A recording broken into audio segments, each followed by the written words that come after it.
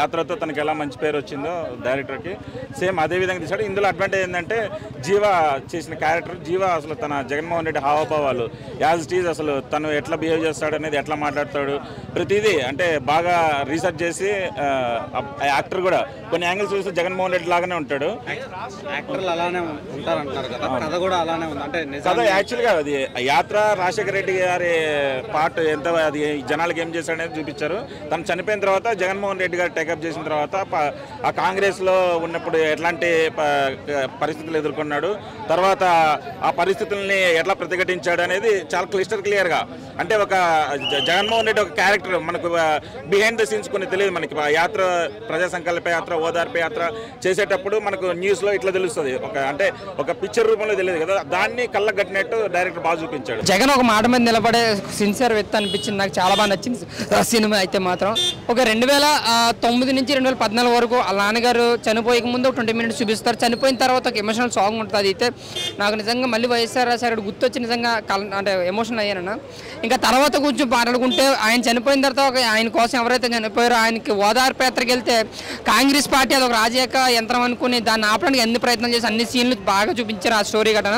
అలాగే సోనియా గాంధీ ఆ యాత్రను ఆపమని వచ్చే సీన్లు జగన్మోహన్ రెడ్డి మీరు ఏం చేసుకుంటారో చేసుకోండి అనుకున్న ఒక ఎలివేషన్స్ షార్ట్స్ ఏవైతే ఉన్నాయో అయితే చాలా బాగా అనిపించింది. బ్యాక్గ్రౌండ్ కూడా అంతే బాగుంది. పాదయాత్ర గురించి ఉంది మొత్తం సినిమాలో. బట్ వైఎస్ షర్మిల గారిని, పవన్ కళ్యాణ్ గారిని, కేసీఆర్ గారిని అంటే తెలంగాణ ఆంధ్ర విభజన కొత్తి అది ఏది కోడికత్తి ఇవన్నీ సీన్స్ అనేది చూపించలేదన్న. ఎందుకు చూపించలేదో నాకు అర్థం కాలేదు.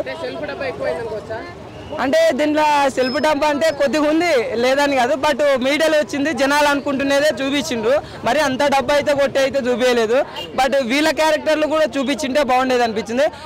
మమ్మూటి క్యారెక్టర్ అంటే సినిమా పరంగా అయితే మమ్మూటి గారి క్యారెక్టర్ అయితే చాలా బాగా అనిపించింది. జీవ క్యారెక్టర్ కూడా నేను ఒక అయ్యా నీకే నే ఓటు అని అంటారు కదా, ఆ సీన్ బాగుందనమాట. కొన్ని డైలాగ్స్ కూడా బాగా అనిపించినాయి. అవి ఇంకా కొన్ని అంటే ఆయన డబ్బా కొట్టిందా అని అనుకోవచ్చు. నేను చాలా కష్టాలు పడ్డాను. నేను జగన్మోహన్ రెడ్డి గారిని చూసి ఓకే ఎవరున్నా సరే, ఎంత అపోజిషన్ వాళ్ళు ఎంత కష్టపడినా సరే మనం ఎలా బతకాలి, ఎలా మనం ఎంత ఓర్పుతో ఉంటే అంత విజయం సాధించని చెప్పి చాలా చూపించారన్న. అలాగే సినిమా కూడా అలాగే తీశారు, చాలా బాగుంది. ఒక మనిషి ఎవరున్నా లేకపోయినా సరే, ఎంత బాధలు ఉన్నా సరే ఎలా ఎదిగి ఉన్నాలో, ఎలా విజయం సాధించాలని చెప్పి చాలా బాగా చూపించారు జగన్మోహన్ రెడ్డి గారు. నేను చాలా బాగా నచ్చింది నాకు సినిమా అయితే. ఒక డైలాగ్ ఉంది, కడపోడు సార్ జగన్ రెడ్డి అని, నాది పులివెందురా మాకు తెలుసు జగన్ అంటే ఏందో, ఢిల్లీనే ఉచ్చపోయించినాడు జగన్. అట్లాంటి జగన్ రియల్ అనేది సినిమా సూపర్ ఇచ్చినారు. సూపర్ యువ యాక్టర్ యాక్టింగ్ సూపర్ చెప్తాను. సినిమా గురించే మాట్లాడుకుందాం. సినిమాలోని ఒక మంచి డైలాగులు రాశారు భయ్య నిజంగానే. ఈ యాత్ర టు సినిమాలో నిజంగా మంచి డైలాగులు రాశారు. ప్రతి ఒక్కరికి ఎమోషనల్ కనెక్ట్ అయ్యి ఒక ఎమోషనల్ రైడ్ ఈ సినిమాలోని. మంచి స్క్రీన్ ప్లే బాగుంది. వైఎస్ రాజశేఖర రెడ్డి గారు లాగా మన మమ్మూటి గారు యాక్ట్ చేసిండ్రు. అలానే వైఎస్ జగన్మోహన్ రెడ్డి గారు లాగా యాక్టర్ జీవ గారు యాక్ట్ చేసిండ్రు. ప్రతి ఒక్కరు నిజంగా ఒక మంచి ఎంటర్టైన్మెంట్, ఒక స్క్రీన్ ప్లే బాగుంది, బీజిఎం బాగుంది, సొసైటీకి ఒక మంచి మెసేజ్ ఇచ్చారు. సో ఇటువంటి సినిమాని ఎవరో మిస్ అవ్వద్దు.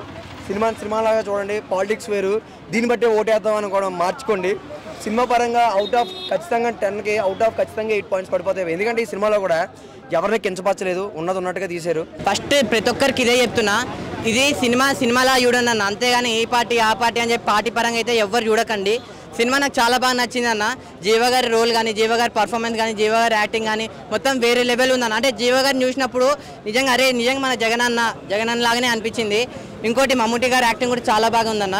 అంటే ఫస్ట్ హాఫ్లో చనిపోయినప్పుడు నిజంగా ఎమోషన్స్ కానీ, ఆ బ్యాక్గ్రౌండ్ మ్యూజిక్ కానీ, ఆ సాంగ్స్ కానీ నాకే నిజంగా ఎమోషన్ అయిపోయినా అన్న.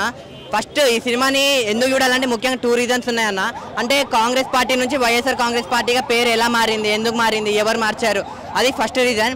ఇంకోటి జగన్ గారు సీఎం అవ్వడానికి ఏం చేశాడు, ఎలా అయ్యాడు, ఎవరెవరిని ఏమేమి అన్నాడు, అవంతా ఇంకోటి అన్న రీజన్. సో సినిమా చూడండి, మీ అందరికి పక్కా నచ్చుతుంది అన్న. ఇంకోటి చెప్తున్నా, ఈ పార్టీ ఆ పార్టీ అని ఏం కాదు, ఉన్న అన్ని పార్టీలు ఫస్ట్ వెళ్ళి సినిమా చూడండి. థియేటర్లో ఉంది. యాత్ర టు సినిమా చూడండి, మీకే తెలుస్తుంది ఇది నిజమా అబద్ధమా అనేది. మీకు మీరే ఏమంటారు చేసుకోవచ్చు అన్న, మీకు మీరే జడ్జ్ చేసుకోవచ్చు. నిజం చేసిండా అబద్ధం చేసిండా అని చెప్పి మీకు మీరే అనుకోవచ్చు అన్న. సినిమాని అయితే సినిమా తీసింది ఓకే అన్న డైరెక్టర్ గారు, కానీ ఏ పార్టీని కించపరచదు. జగన్ అన్న గురించి చెప్పండి, కానీ కాంగ్రెస్ పార్టీని తొక్కినట్టు, జగన్ అన్న పార్టీని లేపినట్టు అది తప్పండి. ఎందుకంటే తెలంగాణలో కాంగ్రెస్ గెలిచింది. నేను తెలంగాణ, కాంగ్రెస్ కాదు నాది, తెలంగాణనే. నాది తెలంగాణలో అంటే మా సీఎం రేవంత్ రెడ్డి గారు గెలిచిండు, కానీ రేవంత్ రెడ్డి నువ్వు సినిమా చూడాలన్నా ఎందుకంటే మన కాంగ్రెస్ పార్టీని తొక్కినట్టు, కాంగ్రెస్ పార్టీ గురించి నీచంగా, అంటే మరీ ఇంత దారుణంగా సోనియా గాంధీతో మాట్లాడే విధానం కానీ అది నాకైతే బాగా అనిపించింది. యాత్ర 2 సినిమా చూడడం జరిగింది. సినిమా చూసిన తర్వాత నాకు ఏమనిపించిందంటే అసలు సినిమా ఎంత చూసినా అనిపించింది. ఇదే ఎలా అంటున్నాడు అనుకోవచ్చు. సినిమా కంటెంట్ యాత్ర 2 ఏంటంటే రాజశేఖర రెడ్డి గారు చివరిలో పరిపాలన మరణానంతరం జగన్మోహన్ రెడ్డి గారు సీఎం అయ్యే వరకునే జీవించారు సినిమా. కానీ ఈ విషయమే నేను ఒకటి గట్టిగా మాట్లాడదలుచుకున్నాను. కాంగ్రెస్ పార్టీ వాళ్ళు, కాంగ్రెస్ కార్యకర్తల నాయకులు ఈ సినిమా మీద గట్టిగా స్పందించాలి. ఎందుకు స్పందించాలంటే జగన్మోహన్ రెడ్డి గారు హీరో, కాంగ్రెస్ పార్టీ విలన్ అయిపోయింది. ఇందులో క్లియర్గా అట్లా అచ్చం అలా జీవించారు. అయితే చాలామంది ఏమన్నారంటే ఉన్నది ఉన్నట్టు తీశాడు, ఉన్నది ఉన్నట్టు తీశాడు అంటారు. ఎక్కడ ఉన్నది ఉన్నట్టు తీశారు? జగన్మోహన్ రెడ్డి గారు 16 నెలలు జైల్లో ఉన్నప్పుడు సరిలమ్మ గారు జగనన్న భవనం అని సరిలమ్మ గారు పాదయాత్ర చేశారు శర్మిలక్క. కానీ ఇక్కడ విజయమ్మ గారు జీవించారు. ఇందులో శర్మిలక్కని జీవించలేదు. అయితే శర్మిలక్క పాదయాత్ర చేసినప్పుడు శర్మిలక్కని జీవించలేదు, ఫైర్ బ్రాండ్ రోజక్కని జీవించలేదు, వివేకానంద రెడ్డి గారిని అసలు జీవించలేదు, ఎయిర్పోర్ట్లో జరిగిన కోడిగతి సీన్ అసలే లేదు. ఎందుకు పనికి కూడాలని ఆయన గారిని పెట్టుకున్నారు. ఇందులో అసలు వదిలేసి కొసలను పెట్టుకోవడం. అయితే ఇది కేవలం జగన్మోహన్ రెడ్డి గారిని హైలైట్ చేయడం కోసం పెట్టుకున్నారు సినిమా. విలన్గా చూపించడం లేదండి.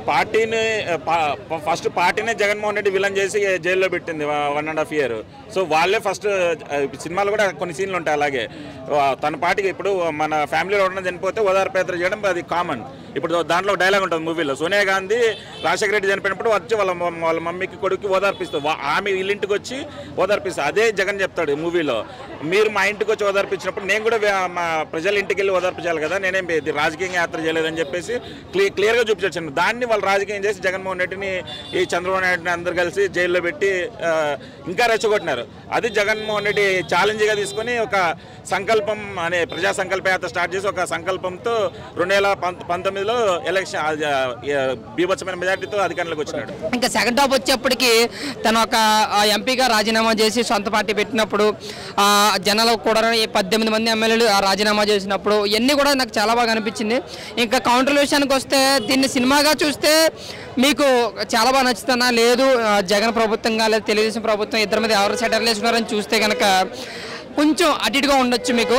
బట్ చంద్రబాబు నాయుడు గారు డైరెక్ట్గానే డైలాగులు వేశారు అన్ని విధాలుగా కూడా. ఇంకా 2024 ఎలక్షన్కి బాగా ఉపయోగపడుతున్న జగన్ గారి మాట మీద నిలబడే వ్యక్తి పులివెందుల్లో పులి అనే ఇదే చూపించారు. పిల్లిని అడవిలో పెట్టినా పిల్లి అవుతుంది, పులిని బోన్లో పెట్టినా పులి అవుతుంది అనే డైలాగులు అయితే మాత్రం గూస్ బంప్స్ అన్నమాట.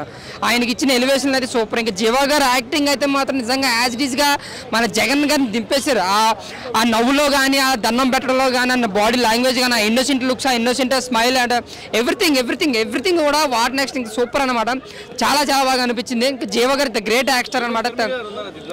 ఇంకా షర్మిల గారు బాబాయ్ గారి క్యారెక్టర్లు మరి ఎందుకు లేవో అని నేనైతే చెప్పలేను, నాకు లేరన్నా. బట్ అంతా కూడా వీళ్ళకి ఏం జరిగిందన్నదే చూపించారు. నాకైతే బాగా నచ్చింది. యాత్ర 2 అంటే ఎలక్షన్ దగ్గర పడుతుంది, ఎవరినో హైలైట్ చేయాలి కదా, మా జగన్మోహన్ రెడ్డి గారిని హైలైట్ చేయాలని చెప్పారు. కానీ సినిమా అయితే అచ్చంగా utter flop movie. Out of 5 rating తీసుకుని 1.5 కూడా ఎక్కువే. సినిమా ఫస్ట్ రోజు ఆడితే చాలు, రెండో రోజు మూడో రోజు తర్వాత పక్కన పెట్టు, మొదటి రోజు ఆడితే చాలు. సినిమా అంత ఘోరంగా ఉంది సినిమా. ఏదేమైనా కానీ చాలామంది అంటూ ఉన్నారు 2014లో జగన్మోహన్ రెడ్డి గారు ఓడిపోయారు, 2019లో గెలిచారు, 2024లో కూడా గెలుతారంటారు. ఛాన్సే లేదు, 100% ఛాన్సే లేదు. 2024లో టీడీపీ జనసేన పొత్తుతో 130 నుంచి 140 సీట్లు వచ్చే పరిస్థితి 100% కనపడుతుంది. కాబట్టి సినిమా కోసం మాట్లాడదాం. సినిమా అచ్చంగా ట్రప్ మూవీ. చెప్పాల్సిన 1.5కి అయితే కష్టంగా ఉంది. యాత్ర 1కి యాత్ర 2కి డిఫరెన్స్ చాలా ఉందన్న. యాత్ర 1లో హృదయానికి కత్తుకున్న సీలు ఉంటాయి, రాజశేఖర రెడ్డి గారు చూపించిన సీలు చాలా ఉంటాయి. యాత్ర 2లో లేవు. యాత్ర 2లో ఏదో ప్రచారం నిమిత్తం హైలైట్ చేసుకోవాలా, కొంత డబ్బులు ఖర్చు పెట్టి హైలైట్ చేయాలన్న తప్ప సినిమాలో అయితే తీయలేదు. సినిమాలో అలా తీస్తే సరుములక్క లేదు, ఫైర్ బ్రాండ్ రోజక్క లేదు, వైఎస్ వివేకానంద రెడ్డి గారు లేరు, ఎయిర్పోర్ట్లో కోడికత్తి సీను లేదన్న. అది తీస్తే సినిమాలాగా అనుకుంది. మా సత్యం 24 ఫ్రేమ్స్ ఛానల్ని సబ్స్క్రైబ్ చేసుకుని బెల్ ఐకాన్ని యాక్టివేట్ చేసి లైక్ చేయగలరు, షేర్ చేయగలరు.